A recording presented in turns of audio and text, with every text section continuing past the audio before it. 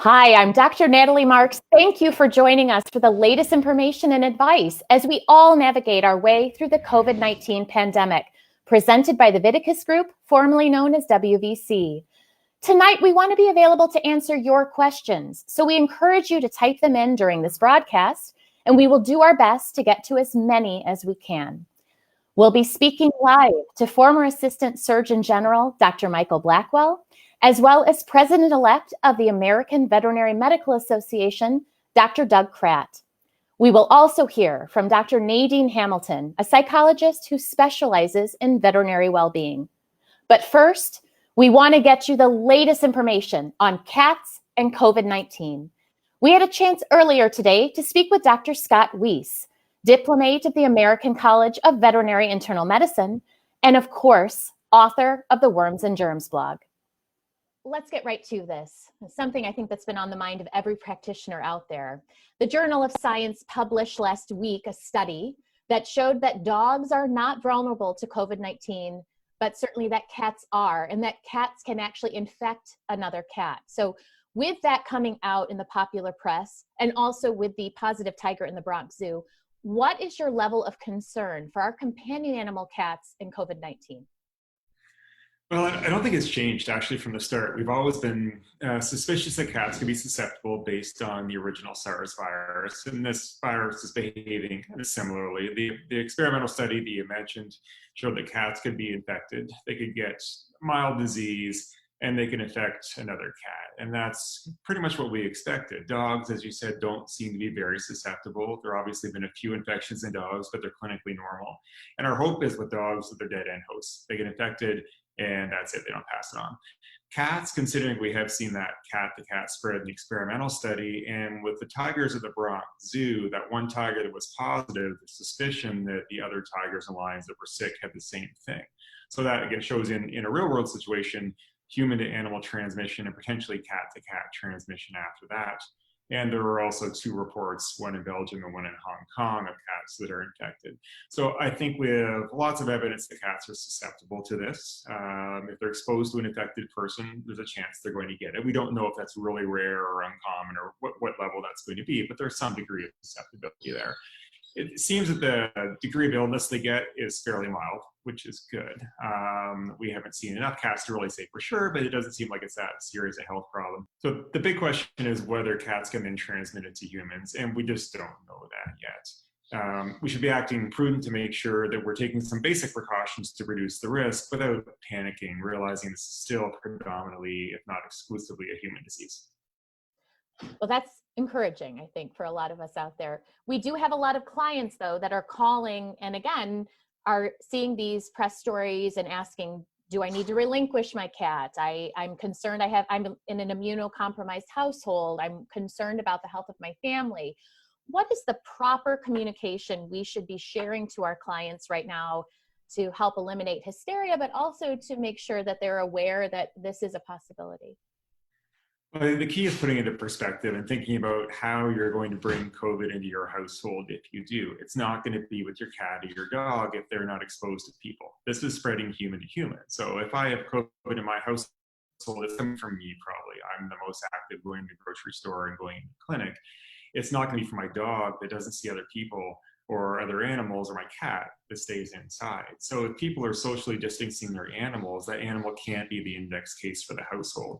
And if I infect my dog or my cat, it means, well, I've infected them or my family members infected them, it's already in the house. So the odds of an animal being the original source of infection in a household, if we're keeping those animals reasonably well contained, is basically 0.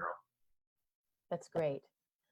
And the final question really is in regards to the known COVID positive household where the human has tested positive, and now they call and say, my cat is having respiratory signs, and this is a new sign to them.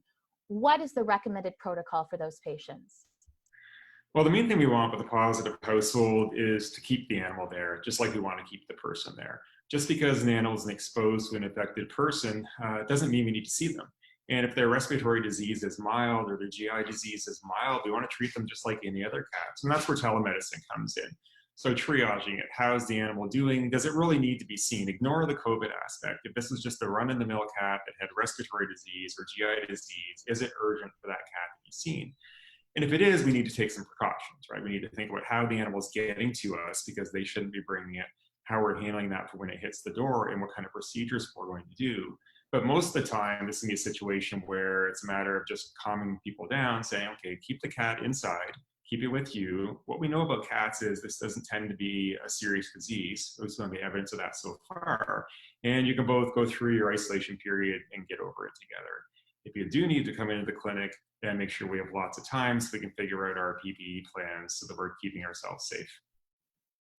Wonderful tips. You've eased my mind quite a bit. Thank you, Dr. Weiss, as always, for your expertise and for helping us get through this pandemic together.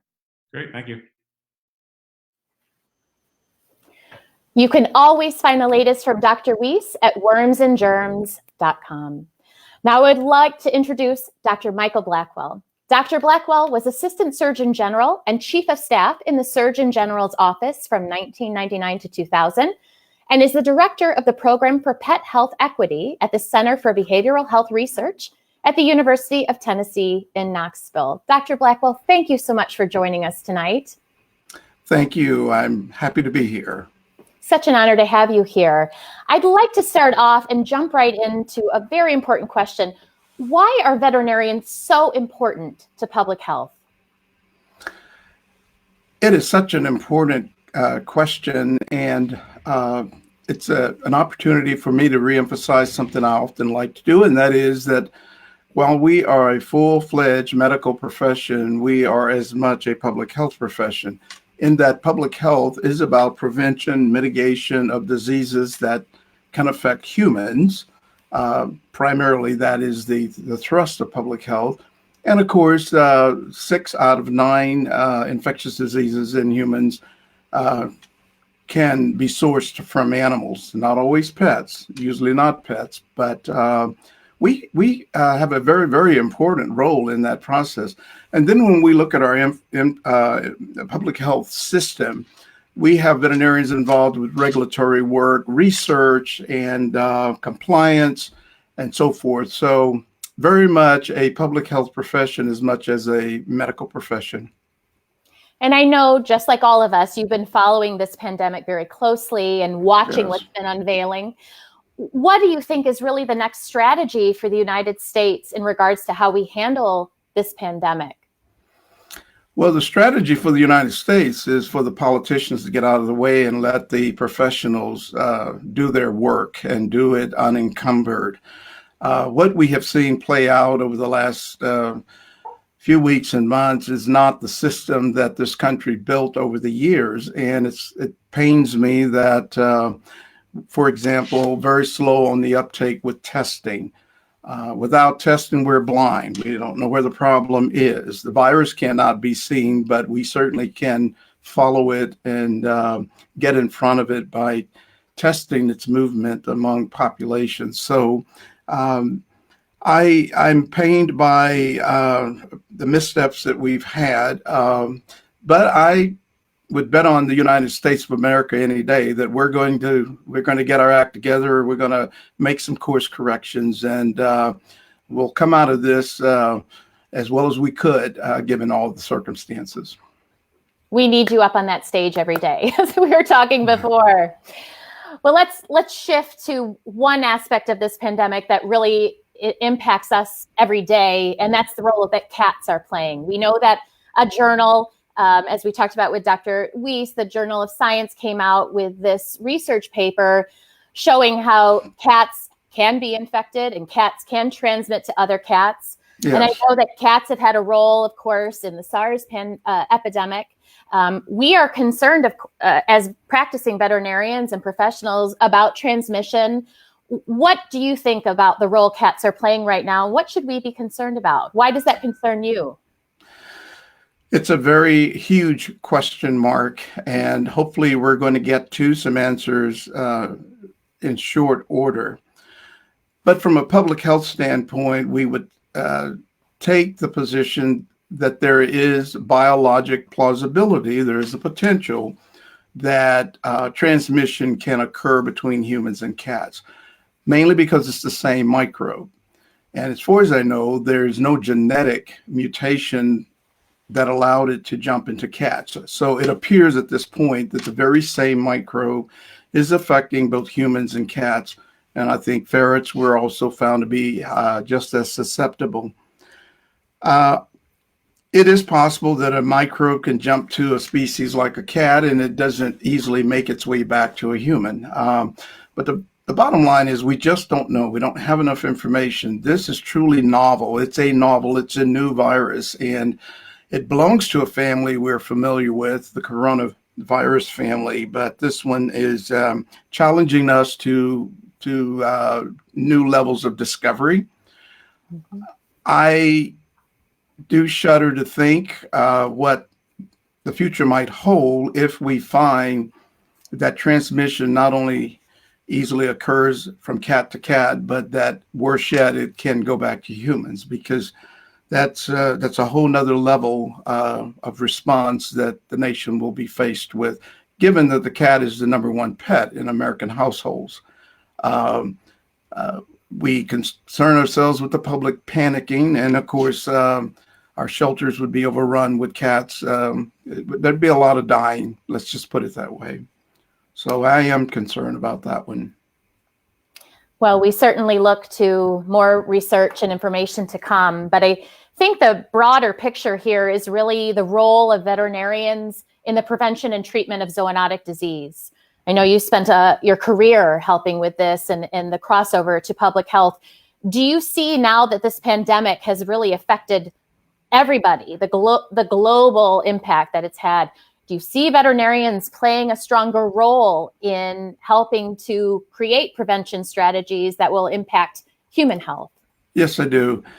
I will say this to my colleagues, however, we do have to feel comfortable with the idea of talking about zoonotic diseases. I literally over the years have had veterinarians say to me, well, shh, don't mention that because people won't want to have pets. Well, I think not. People are going to want to have companionship with pets.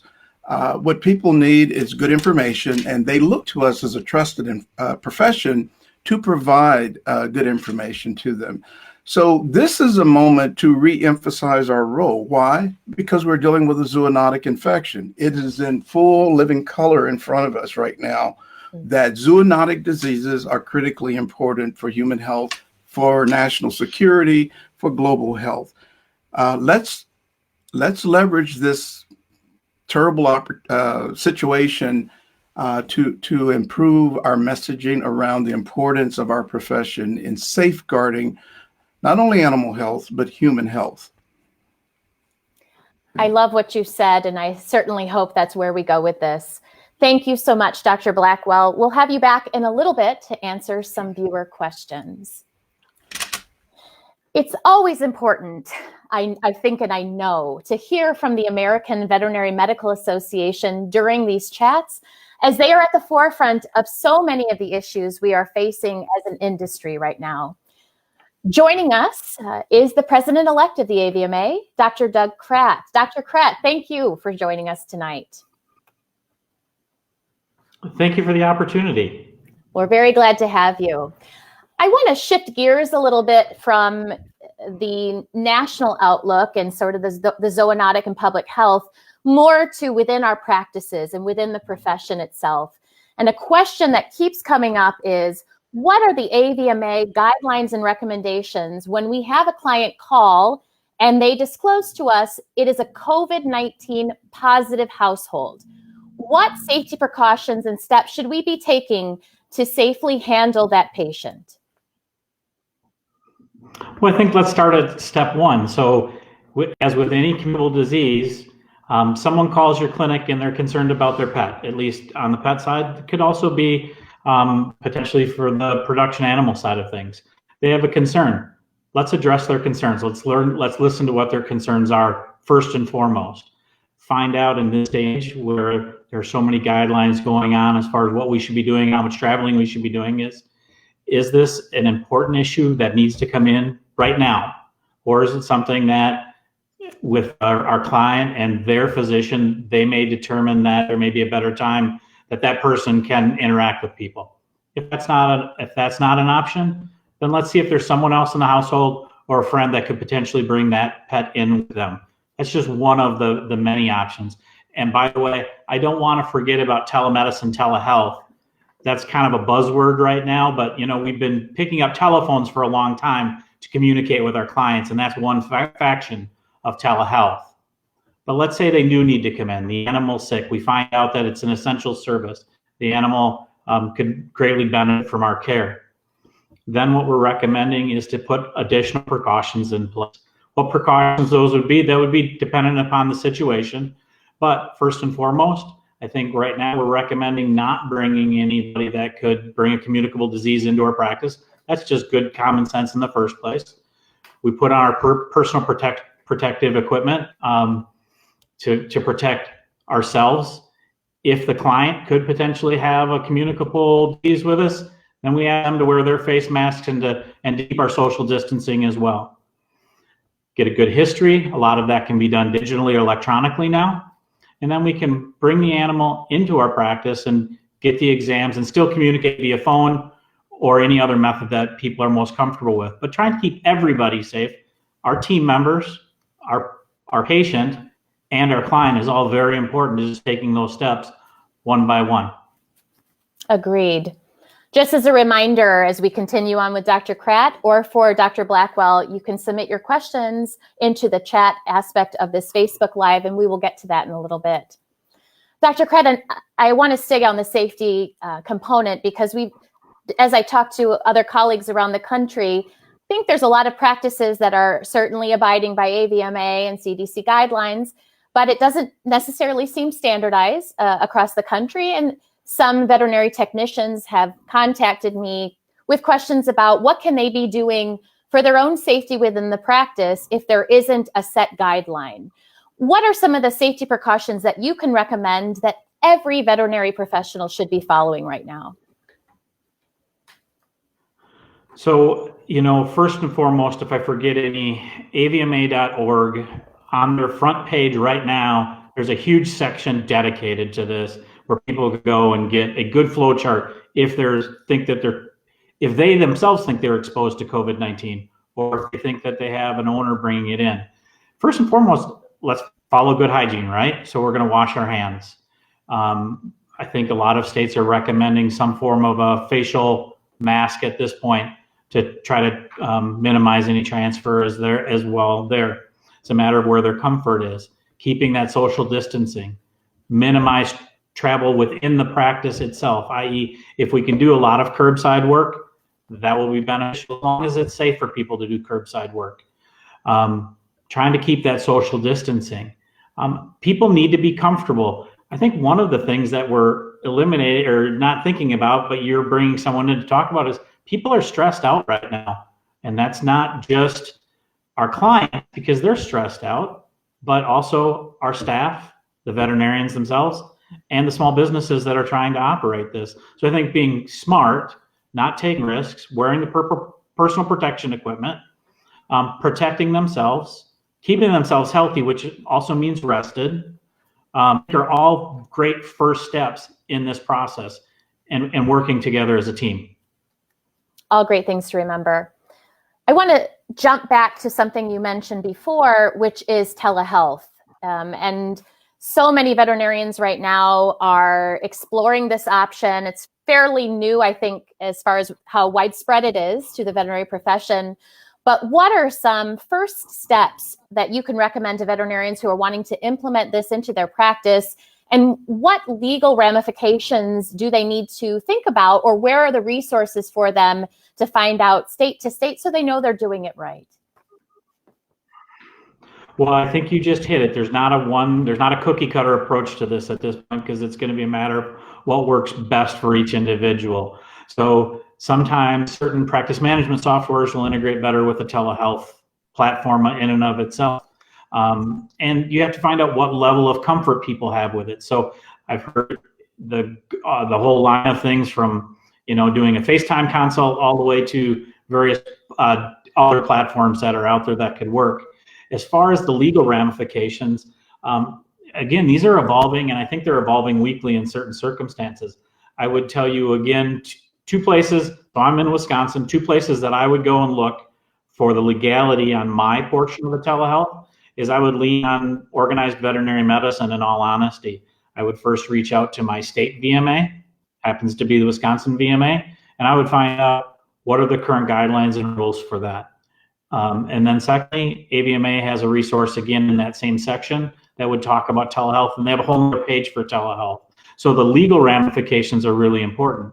I think in most cases, I won't say universally, in most cases, it's intended to continue the relationship that you've already established with your client and with their pet, because I think that's the way everybody's going to best be served. Mm-hmm. But you know, California could be different from Florida, could be different from Wisconsin. So checking with their state VMAs or their state licensing board will probably be most beneficial. I suspect the licensing boards are getting a little bit overwhelmed at this point as well. Great resources.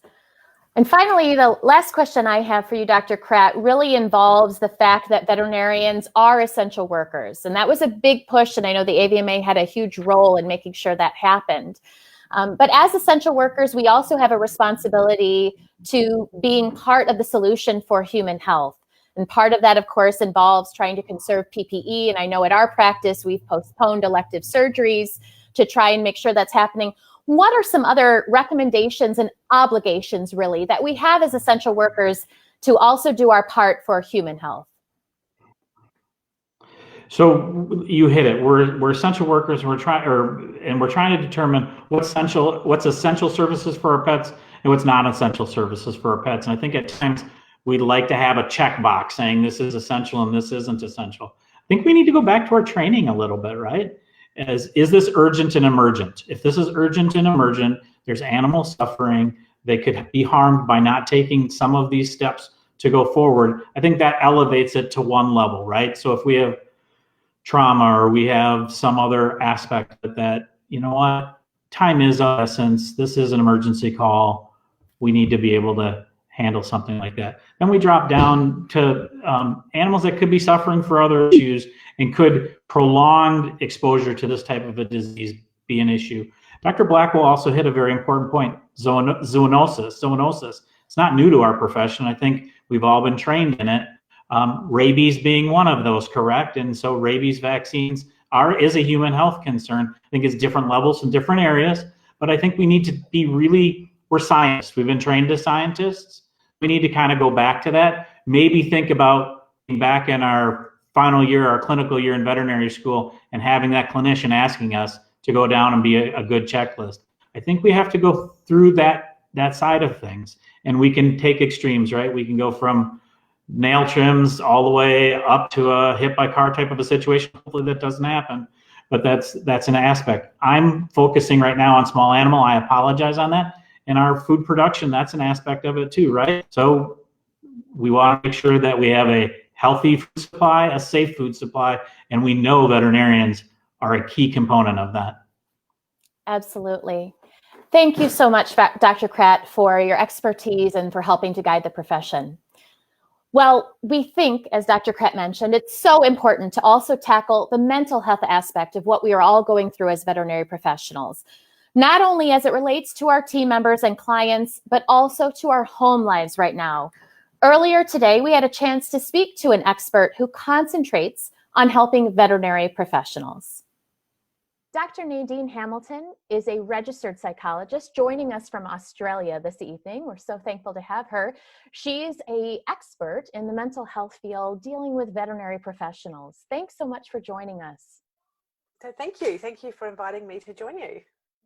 Well, dealing with the COVID-19 pandemic and dealing with our already daily challenges in the veterinary profession, we're now faced with homeschooling our children and not seeing anyone socially and potentially dealing with new financial challenges within our hospitals. It's been really overwhelming. I think I can speak for everybody. Let's start with some strategies to maybe kind of put this into focus? How do we not make everything right now just seem like the weight of the world is on our shoulders? Sure. So I think initially it's about focusing on what's within your control and what's not within your control.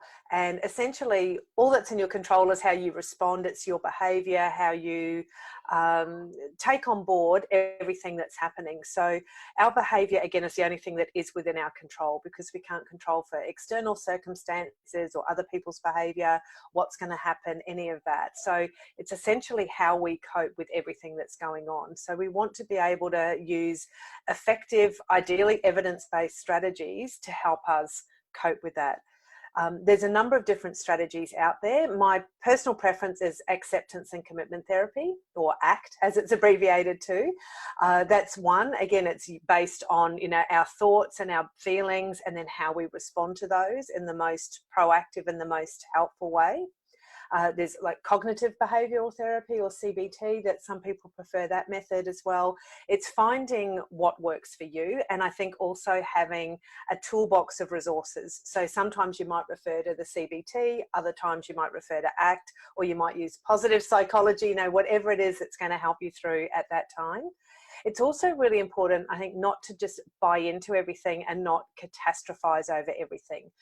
So if you find that you are watching the news every day, or, you know, listening to the news, however you watch or read the news, I'd really encourage people, just limit that time on social media. If you are watching the news, listening to the news, making sure it's from reliable sources. As I said, looking at what's within your control and what's not. So how we respond to things and how we process things and how we behave is what will give us the consequences. So if we're responding in an unhelpful way, we're going to end up with an unhelpful consequence. So we want to be able to take a step back, be mindful about what's going on, and then respond in the most appropriate way we can. And again, that's where some of those evidence-based strategies can come in helpful with dealing with the stressors of everything that's going on. And that sort of leads into my next question, is your day-to-day at the practice, right? So you and I were talking a little bit about doing a self-check and just kind of being mindful of yourself. Can you explain a little bit more about what that involves and how that can help us be more mentally well? Yeah, sure. So it's important to look at ourselves first and foremost, because we're responsible for ourselves. It's a bit like on the plane, you know, fit your own oxygen mask first before somebody else's. So we really need to look at our own self-care, and also, you know, have a little bit of that self-compassion and, you know, self-love, I guess, and respect for ourselves. But noticing things like your mood changing. So what is normal for you?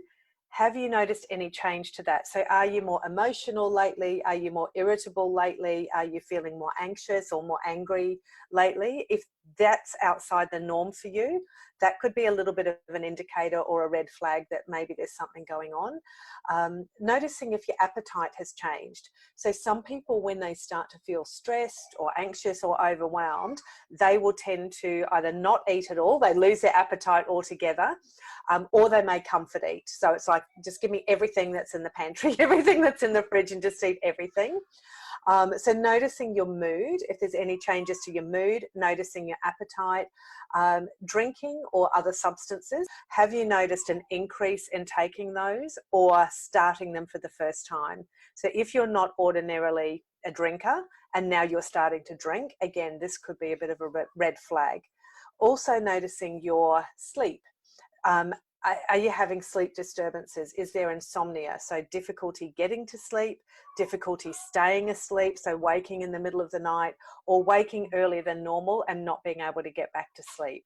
And again, I think it's also essential that we not only look at these things within ourselves, but also be aware of them with those that are around us. So whether that's our family and our friends, whether it's our co-workers, whether it's our neighbours who we normally chat to and they're a lot more withdrawn, it's just becoming more aware of those things as well. Well, Dr. Hamilton, thank you so much for your expertise and, yes, your positive light and all of the great tips to help all of us in the veterinary profession make today and tonight and tomorrow a little bit better. Thank you again. You're welcome. Thank you. Dr. Hamilton couldn't be with us live on video from Australia, but she is ready to answer your questions in the comments section. And now we're ready for some of your questions for Dr. Blackwell and Dr. Kratt. And I think, Dr. Blackwell, we're going to start with you. We had a comment from San Francisco. Is there any example of cats transmitting COVID-19 to humans? Dr. Blackwell implied this is happening. Could you please clarify? And if so, please provide an example. Sure, and I appreciate the question because I really do need to clarify there is zero evidence of transmission of COVID-19 from any pet to a human. As far as we know, this virus is moving about human to human. So no transmission from cats to humans. What my comment was getting at is from a public health standpoint, you factor in possibilities because that informs your planning and how you proceed, like continuing to check, to verify. And so no evidence. We want these cats to stay in their families, and we think those families are safe as we say this. Thank you for that clarification. Another comment that sort of followed on that, though, from one of the viewers is, I heard IDEXX conducted thousands of tests on pet cats, and all were negative for COVID-19. And Nicole commented on that. It doesn't seem like there are many cases in cats. So is it really considered a lot of evidence right now? What are your thoughts on that? Good question. There is laboratory infections, such as was done with the study. And then there's infections that might occur under natural conditions.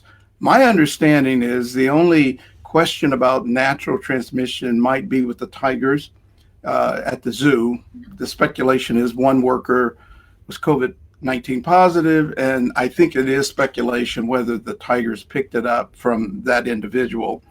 That's going from human to cat. No evidence that I'm aware of cat to human. So it is not surprising that those test results were all negative. And right now we have no evidence that a cat would pick this up under natural conditions. Again, the study that found susceptibility was a laboratory-based inoculation route study, although some cats were exposed to those infected and they apparently picked it up as well. We don't know that that operates in nature, and so therefore we are on hold. We need to keep, we need to be prudent and continue to observe, however. Thank you, Dr. Blackwell. Dr. Kratt, a question for you from Trina. What are the recommendations for a necessary feline dental procedure right now? Well, you know, we're back on the necessary question, and I think that it's a multi-stage question. So is there dental disease and the extent of dental disease? Do we have pain or pathology in the mouth that may be created for that pet that may affect its quality of life or may cause a deterioration of life? And I think that that's the first point. If there's a bunch of oral lesions and it's painful for that pet to eat, then I think we're probably more in that essential category. If it's what might be considered more on the lower level or grade 1 type dentistry is the phrasing we use at our clinic, it probably is not an essential type of a situation. But I think it's a case-by-case basis. Okay, thank you. Dr. Kratt, staying with you from Albertina, is it being recommended to take extra precaution in terms of PPE or trying to practice more telemedicine with feline patients in general right now? I think, you know, the cats are kind of getting the bad end of this routine right now. And I don't think from what we're seeing right now, there's no evidence that cats are going to transmit coronavirus to us. So how you incorporate telehealth for your clients and your patients' care and comfort is an individual doctor's choice. But I wouldn't necessarily say that a cat, I need more PPE to deal with a cat at this point with the knowledge that we have today than we did yesterday. I think that in general, I don't think that that's necessary, and it's probably not a wise use of our limited supply of PPE at this point anyhow. Thank you. Dr. Kratt, staying with you for this last question here. if we have a client that is COVID-19 positive and they have a pet cat that has developed signs of COVID-19, fever, cough, lethargy, or a decrease in appetite, can we submit samples for that cat? And where and who do we contact to submit those samples? So first and foremost, recommendation is work up a cat for an upper respiratory illness first. So just because we're in a COVID-19 positive household does not mean that's necessarily the disease that's happening. So let's not just stay too focused down right now. Do a good, thorough workup on upper respiratory tract infections and other diseases that cats can cover. Now, what I want to remind people of is COVID-19 is a reportable disease. And so first and foremost, if you're concerned about COVID-19, you need to contact your state health department. From that point, they're going to tell you on the next steps that will be taken, whether they'll need to dispatch someone to grab the samples or exactly how it will be handled. But you do need approval at this point to submit samples for testing for COVID-19 because it is a reportable disease. Now, again, that can change because there's talk in the wings that certain laboratories are developing tests that can be commercially available.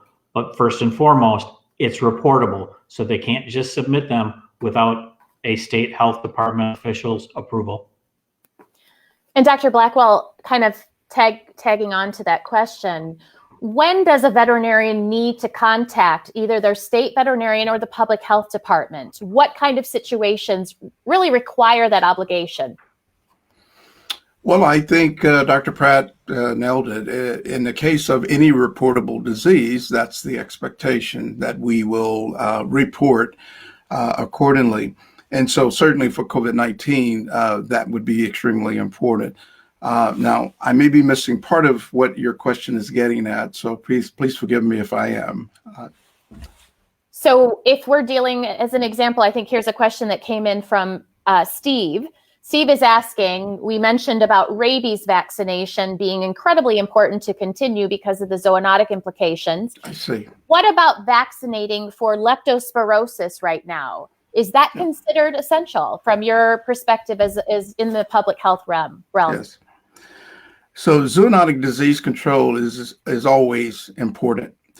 Prevention and control is always preferable to combating the spread of zoonotic diseases. These diseases are not going to go to sleep while COVID-19 is doing harm. So yes, I would take the position that in the case of zoonotic control, prevention and control of zoonotic infections, we provide essential services. A community that is already inundated with some outbreak like COVID-19 really is not in a position to be dealing with other things starting to happen. And so I start with the family unit. And when we think in terms of the human-animal bond and so forth, we have an obligation to protect that family. And that includes, at the top of my list, controlling zoonotic infections. Thank you. Dr. Kratt, a few questions are coming in regards to clinic operations and safety of the team members. Marissa asks, what do I do if a client insists on being present inside the clinic with their pet during an exam, with so many of us doing curbside right now?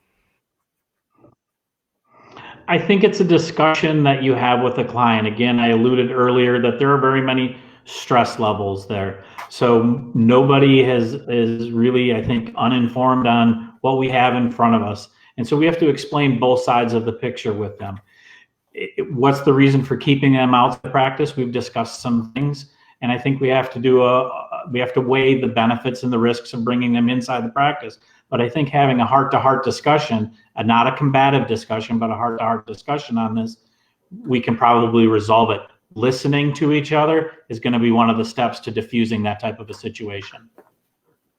And staying on that, Jess asks, if a veterinarian tests positive for COVID-19, what is the protocol for the clinic and the employees working?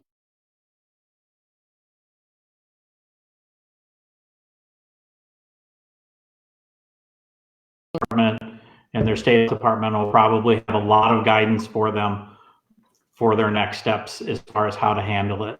And I think that is, I'm smart enough to ask someone that is much more educated in that point than to answer that question myself, because I don't want to give out misinformation, especially about something as important as that.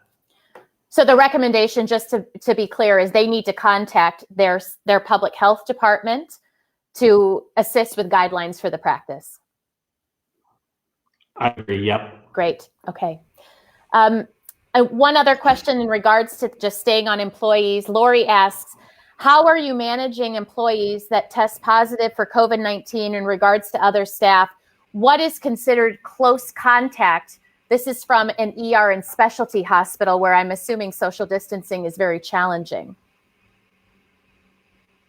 To the best of my knowledge, at this point, they need to be talking with their human health. The person that's infectious or testing positive for it needs to talk with their human health care provider and the county health department. My belief is that there's going to be certain monitoring that's going to be put in place, and especially the people that have been exposed to that. At least I know in the region that I'm at, is if there's a potential exposure, we're getting calls with respect to the next steps that would be taken with that.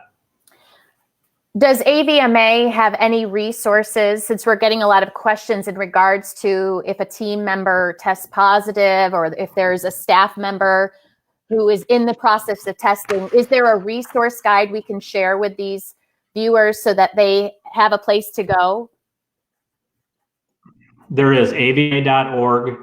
Right on the front page is a COVID resource center, and there are numerous resources to download and to read there, some of which are minimizing COVID exposure and social distancing in your practice, what to do if a team member is exposed, what to do if you have a client that is exposed and wants their pet to be seen. We have all of these things. There's also resources for telehealth there. They could probably spend more time than I could mention on that, and it is ever evolving and changing daily. Great, thank you. avma.org. I'll say it again and again. avma.org. I will say it too.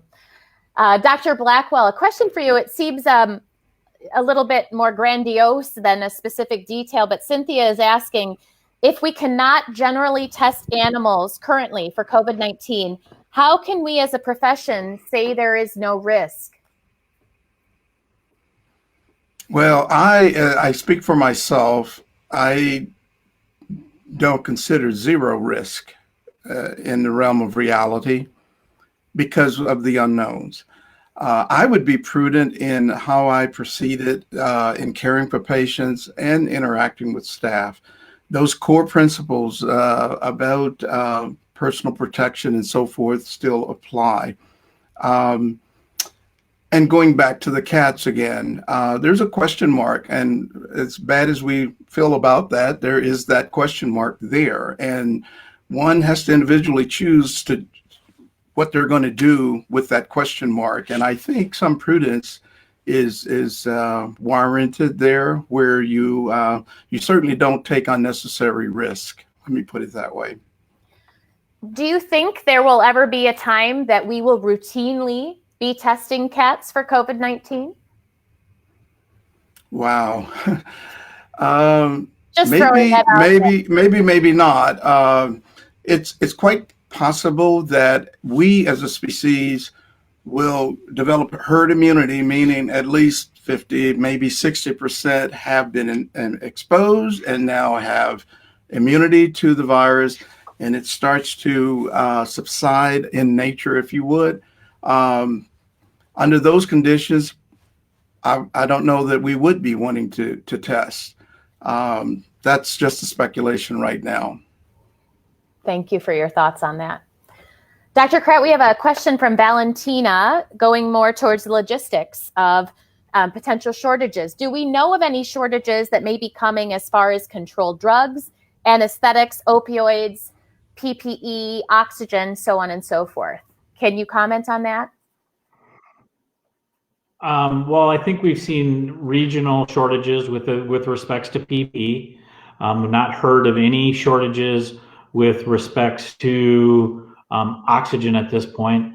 With the opioid crisis that's still upon us, I think the opioids at certain times been in short supply in certain regions, but nothing that's coming right down the the pipe at this point. So I think our personal protective equipment is still in short supply. I think at most clinics that are trying to get it, I think you can get it at times, and other times that there's quite a long back order on it, because it's going to the human healthcare providers that are also taking, going to the hospitals and things with that aspect of things. Thank you. Going back to Dr. Blackwell, Brandon asks, do you think COVID-19 will mutate into a more lethal strain? Anybody's guess. I don't know. We don't know. It's novel. We don't have history on this particular microbe, even though we know a bit about that family of viruses. So, no, I don't know. I can only hope that will not happen. We're waiting on another question right now. It looks like if we have any final comments that are coming in, now is the time, certainly. But while I'm waiting on that, Dr. Kratt and Dr. Blackwell, I'd love to get any final comments from you, starting with Dr. Kratt. So, we've had a lot of questions about it, and the main thing I want to stress from my own purpose, I don't want people to panic. We've had a lot of questions about cats and the transmission of it to the human side of things. Veterinarians are scientists. More importantly, veterinarians are part of a team of qualified individuals, but the owner and the pet are all part of that team as well. So I think asking questions, getting facts, I think is the most important thing. Reassuring people not to panic, I think is what, if I could give a take-home message, that's what I'm going to be, is educate yourself, get it from facts, listen to scientists, veterinarians, take time to be with your patients and with your clients, and let's just be calm about the situation, because I don't want to have any rash or brash decisions being made. And before I get to Dr. Blackwell, two things I do want to mention again: avma.org, the resource website that Dr. Kratt continues to refer to, and obviously has a wealth of information that's being updated real time as quickly as they can to support veterinary professionals. Dr. Kratt, one more additional follow-up question about telemedicine. Do you think telemedicine laws will continue to be loosened as we deal with this pandemic and obviously the future of how we need to use technology? So I think loosened is a word that gets me, as with anything, anxious. I think they're going to be fully defined, further defined. You've been living it as well as I did. If we were having a telemedicine discussion 5 years ago, it's nothing like the telemedicine discussion we're having today. Right. We have a crisis right now, and I think so. That was an inciting feature of why it's happening so fast. We want to make sure that we do it well, that we don't put animals at risk, that we don't put their clients at risk, and so I think that they will continue to evolve as they should, as our profession should. Thank you, and thank you again, Dr. Kratt. Dr. Blackwell, we welcome your final comments. My comments are similar to Dr. Pratt's. I encourage veterinarians, veterinary care teams to use their knowledge, their skills and abilities to address this crisis. And what do I mean by that? In epidemiology, we learn very early on that microbes do not move randomly among populations. There is a method of transmission. There is a way in which they persist in nature. There are limitations, in other words. And so when we put on our thinking hats and we come to think about how viruses are transmitted and the whole idea of droplets or surfaces that have been contaminated, we start to get at the vulnerabilities of this organism to move about.